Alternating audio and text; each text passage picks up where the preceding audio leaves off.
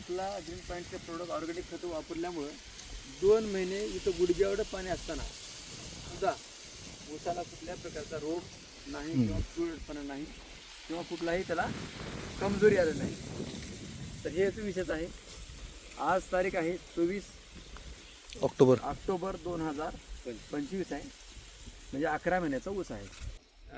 भूमी पॉवरची 1 बॅग आणि 10-26ची 1 बॅग असं सोबत गांडूळ खत आणि ड्रिचिंगमध्ये प्रीमियमच्या 2 वेळेस ड्रिचिंग झालं. आता ग्रो नायट्रोकिंगची फवारणी झाले 3 झाले.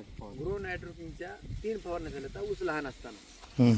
आज 11 महिने झालं तर मग फायदा काय झाला?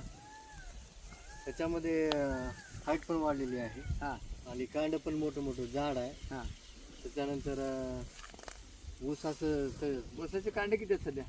सध्या 25-26 आहे. हां 10 मोजा.